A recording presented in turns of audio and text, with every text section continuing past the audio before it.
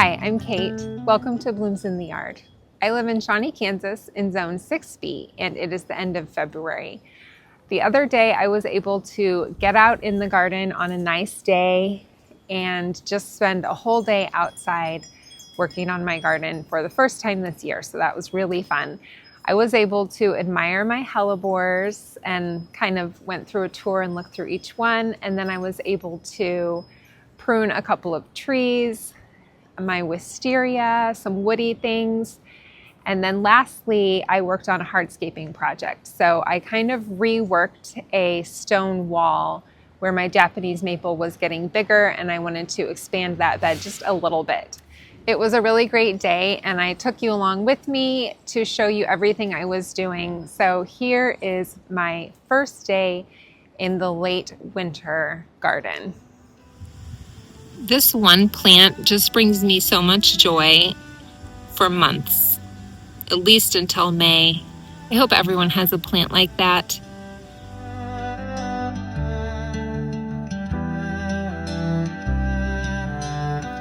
Today I'm coming out to enjoy my hellebores because we have 19 degrees, I think, in the forecast this weekend, and I just want to make sure that if they get kind of zapped, that I just really got a chance to appreciate them. I don't think it will harm them too much, but aren't those just gorgeous? I have not trimmed back the old stuff yet because I am wanting to keep them as protected as possible. But this is my favorite one. This is the one that does amazingly and has so many blooms every year. You can see how many. Just wonderful. This was after trying, I think I bought 9 hellebores total, and finally I got one that looks amazing. So this one I bought after this one, and I thought, okay, this is a good spot. This is raised up about 6 inches. It's a little berm. And so I don't really know the kinds on these because I just kept trying them. But that's probably my second most successful. And then I'll show you some that maybe are not quite as successful. I bought that one and this one at the same time. And this one really did not do well right away. As soon as I put it in the ground, it just seemed to be unhappy, but it is alive and there is a little bit of blooms. Prior to the success of this little berm, I tried hellebores in several places. I have one here. All of my other hellebores, I get 1 or 2 leaves every year and 1 or 2 blooms. So here's a pretty one, but that's about what I'll get, is just a couple of leaves. And these are just starting to open up, so they're just going to look better and better over the next few months. I don't want to uncover things too much, but there's a little more coming there. Well, this one looks really bad. So this is a low spot in the yard, and I think that hellebores don't appreciate that. But it also, these got eaten down by rabbits. So you can see where these stems all got eaten down. Another one here, but there is some stuff coming since I have covered it. This area, you can see that the rabbits have been getting into things here, but I do have some new growth coming, so I'm probably going to cover this. And look at that. That is my new oak leaf hydrangea, completely eaten down by rabbits. So I'm going to go get some covers right now and get these 2 things covered. I did get both of those covered, and then I noticed they've even been eating down this. This is an Kindred Spirit 2 hydrangea. And the rabbits do sometimes attack my Annabelle hydrangeas, but I'm always surprised how high, how high those bites are. So, but this is just a heavy rabbit area. In fact, I should probably cover this. Does that have damage? I think think this is from previous years. I might try to even put something around this because they're just, I've seen them in this area a lot, and I'm seeing a lot of damage in this area. So I think that different hellebores kind of bloom at slightly different times. So some of these maybe just aren't quite up yet. This one, it seems like these leaves get some sort of fungus or something. So this one, when I bought it, was huge because I was like, surely it will do well if I buy it really big, because they all seem to kind of shrink. So I bought this one big. Now it's not that big, but I just am in love with these blooms. And you can tell I like the red ones. I did have a white one, but I don't know if it's doing much.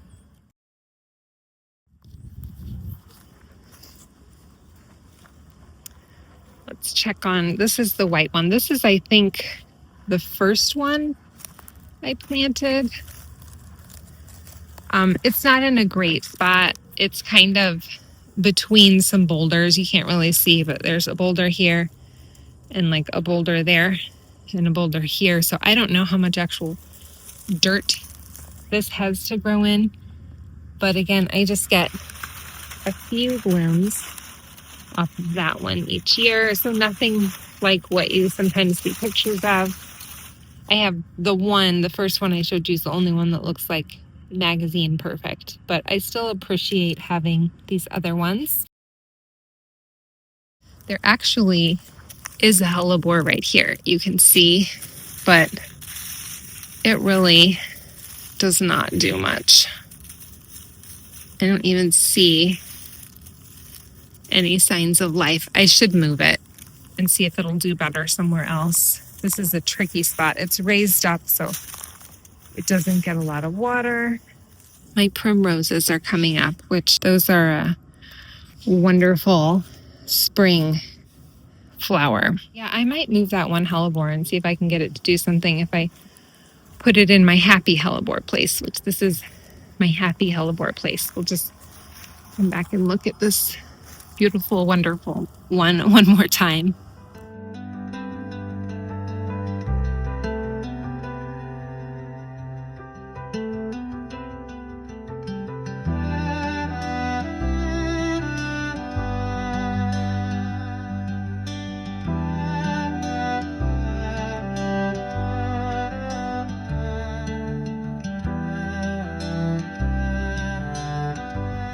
See these three out my kitchen window right there, and they make me really happy in February.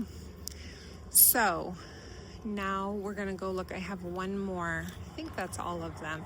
I have one in a pot out front that was starting to bloom, and then we had that really cold snow, and it's not doing well. This hellebore was actually given to me by my neighbor. So it was a baby of one that she had growing. And so it really started off tiny. So considering that fact, I think it's actually not doing too bad. And I also think that they tend to kind of come up at different times. So I do think that the one that does really well seems to come up a little bit earlier than some of the others. So this one will get at least one bloom. This one's gonna have to be moved for the storm drain project. Everything over here will be. So I'll see if I can find a good place for this one. I noticed some columbine coming back here. That's exciting. It's pretty. I should have columbine over here. There's one. And there's one. I don't know if you can see them. They kind of travel around. I should have some in here, but maybe they just haven't gotten through the leaves yet. So today I'm going to be doing some late winter pruning. So I'm going to start with this wisteria, which I actually already did prune a little bit on a really cold day. But as I'm looking at it some more, I'm seeing that I didn't do that great of a job. There are still some long pieces, like right here, for example, is a long piece. Yeah, you can prune these back to 2 buds. It looks like I more did maybe four buds or so, but that you can prune them all the way back to 2 buds. So I am going to prune this quite a bit. So you don't want to trim your main branches, right? But these kind of secondary branches you can trim back to 2 buds. And you want them to be healthy, so it's okay to trim them back more if the ends are kind of dying. So this long one that's kind of coming off, we don't need all of that. It's just going to get in our way. So I'll just trim it back to 1 or 2 buds.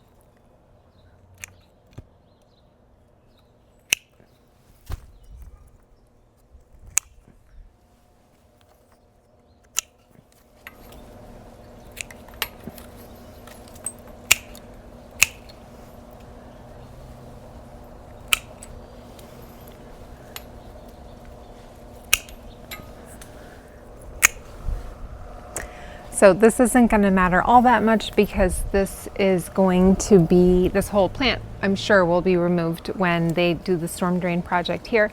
But I am going to get blooms out of this year because that project's supposed to happen June at the earliest. And this should bloom in May. Actually, it's, yeah, May. So I think I did pretty good. So here it is now that I'm done. I cut off quite a bit more, leaving basically 2 buds at least on each of the offshoots. But if anything's real spindly like that, I was cutting that off. And I could probably like cut this whole thing back a bit more, but I think you kind of can't go wrong as long as you're trimming it, because it's a wisteria and it's gonna grow. The Kindred Spirit oak that I just bought last fall, I think it was fall, summer or fall, it has multiple leaders, and I kind of thought at the time that the one on top that I needed to trim, but now that it doesn't have any leaves and I can see the structure of it better, I think I need to prune out both the leader, the secondary leader on the top and on the bottom. So I'm going to trim that today. It's a little bit nerve-wracking to trim off such large branches, but I think for the shape of the tree and the health of the tree long term, this will be better. So here I am with my Kindred Spirit oak, and this is difficult for me because I just planted it and it's hard to cut off big branches, but it needs to be done. I did contact, you know, the local master gardeners. I'm like a master gardener in training, but whoops, almost lost the camera. But I did contact the hotline just in case, sent them some pictures, and they said, yep, you should cut off those extra leaders. So here we go.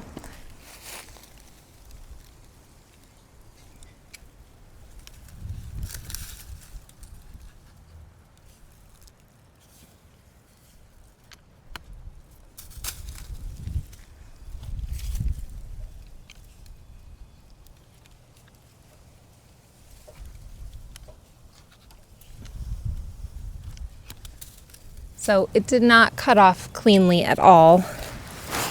So I'm gonna come back in here with my handsaw and make it a better, kind of cleaner cut.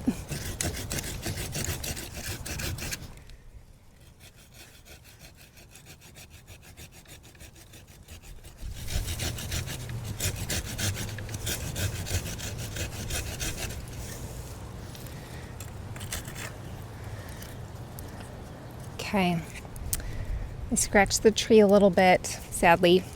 I was trying not to do that, but I do think that that is a cleaner cut than what I had before.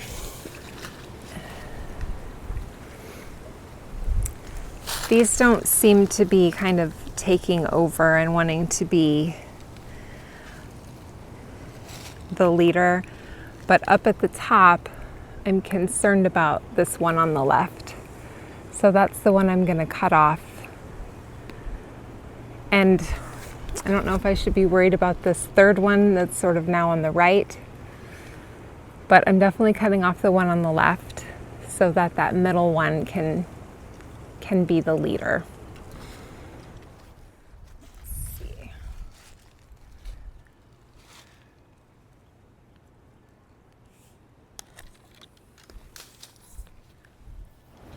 Okay, so I cut off the one on the left. The one on the right, what I'm going to do is I'm going to give it a heading prune, or like cut the tip off so that it doesn't, that should like kind of keep it from trying to be the leader.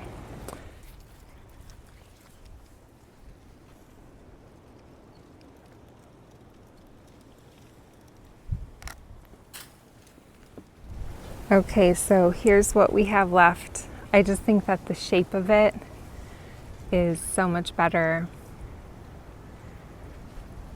Feeling good about it.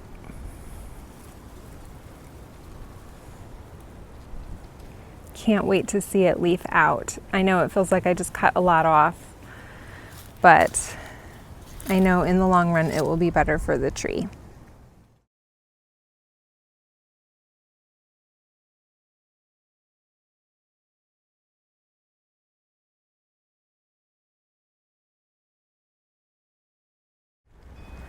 On this sand cherry, I've been trying to keep it as like a couple, just like the main trunk, which isn't split in two, but you can see those water sprouts coming from the bottom. I'm gonna trim those because they're just going straight up and not helping the look of the tree, but I think it will look a little bit cleaner, a little more neat if I just trim those two pieces off. Simple.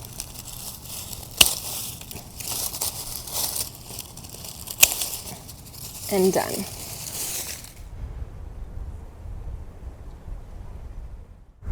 Okay, I think I'm going to address this issue today. So the Japanese maple was touching here last year. You can kind of see that the grass has died there. So the Japanese maple was all the way touching the ground, and a kind person who was trying to help trimmed it, and that made me really sad. It was touching the ground. I liked the way it looked, and then it kind of got hacked, and that's just not good for the tree. So what I'm going to do is I'm going to move the rocks out so that instead of Japanese maple being on the grass, it will be on the rocks or in the bed. So I don't know how far I'm going to move it out, but I am going to do that. And we've got maybe 8 feet at the most here, so it's going to be getting narrower. Nice windy day for us.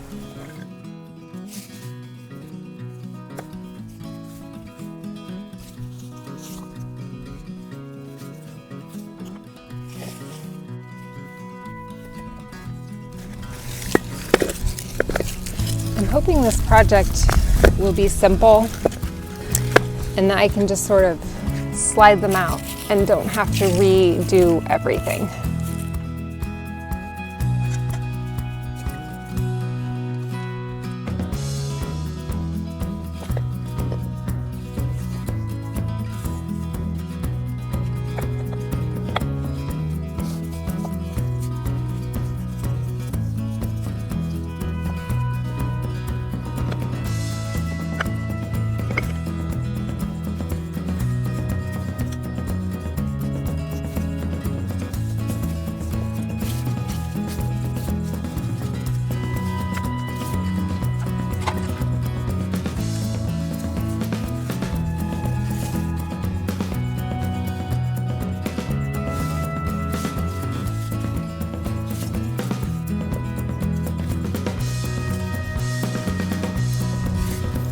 Trying to put these rocks in a wall that looks good is like putting together a puzzle where the pieces are not actually designed to fit together.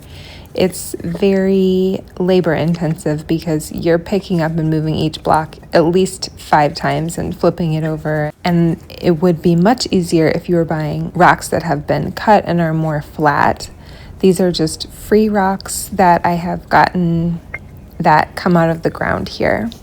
But I like the look of these a little bit better than the ones that are more squared off. I just think it looks more natural.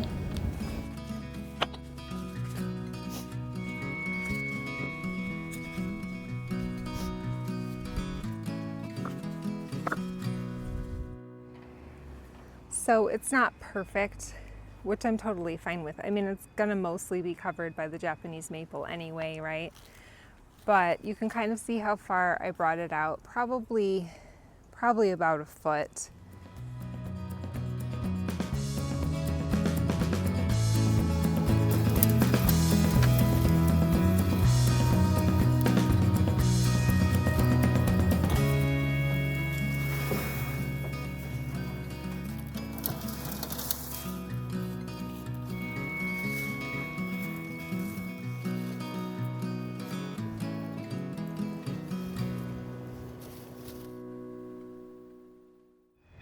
Okay, so here is the finished product.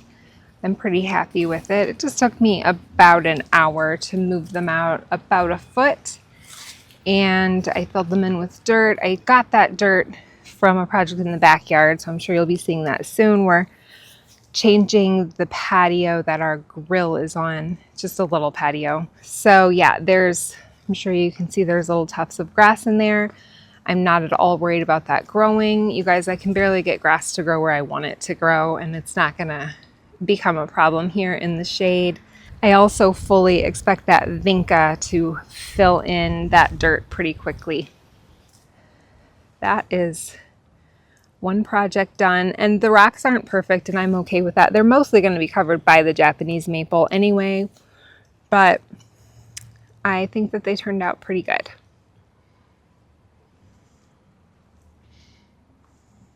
I hope you enjoyed this video. Thank you for watching, and I will see you soon.